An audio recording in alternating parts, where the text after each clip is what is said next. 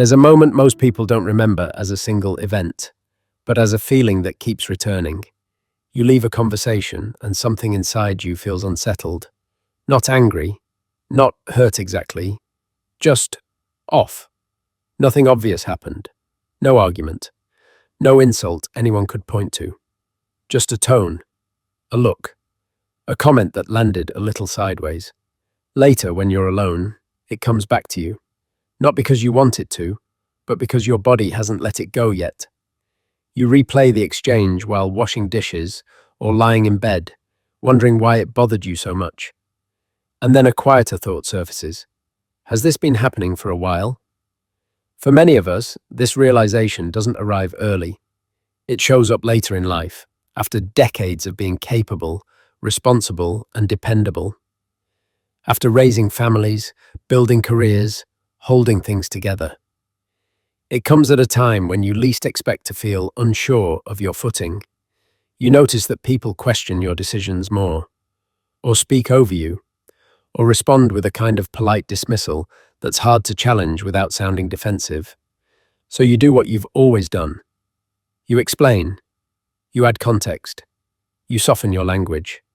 You make sure they understand where you're coming from. You keep talking until the conversation feels safe again, at least on the surface. But afterward, you feel strangely tired. Not physically, emotionally. That tiredness matters, because most of us were raised to believe that respect came from being reasonable.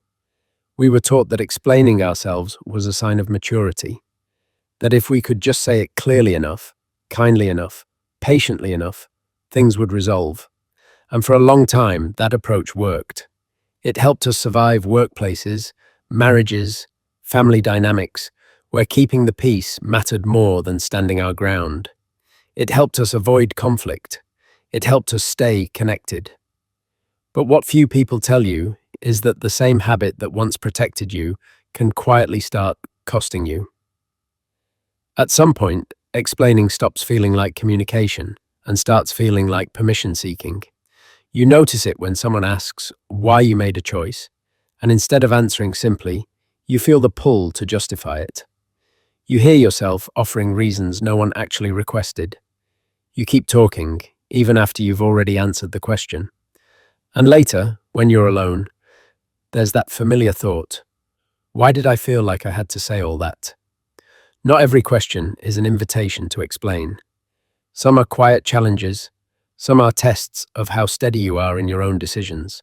And every time you over-explain, you unintentionally teach the other person that your life is open for review. Most people don't do this because they lack confidence.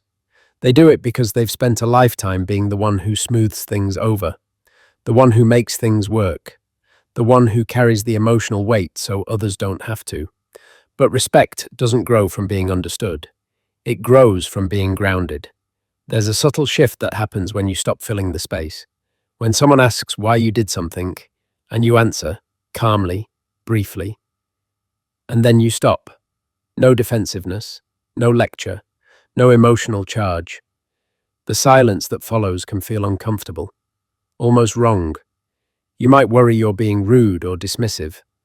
The other person often looks unsettled because they're used to you continuing, used to you managing their discomfort. But silence is not empty. Silence is a boundary without an argument. The same is true when someone says something dismissive. Many of us were trained to respond immediately, to correct, clarify, or defend ourselves in real time. But immediate reactions often give away more power than we realize. There is strength in pausing. There is strength in letting a comment sit unanswered, not out of bitterness, but out of self-respect. I've seen people change the tone of entire relationships simply by refusing to rush in and repair moments that weren't theirs to fix. And then there's the hardest truth, one that becomes impossible to ignore with age. If you are not willing to lose a relationship, you have very little leverage inside it. That doesn't mean abandoning people at the first sign of disagreement. Life is complicated.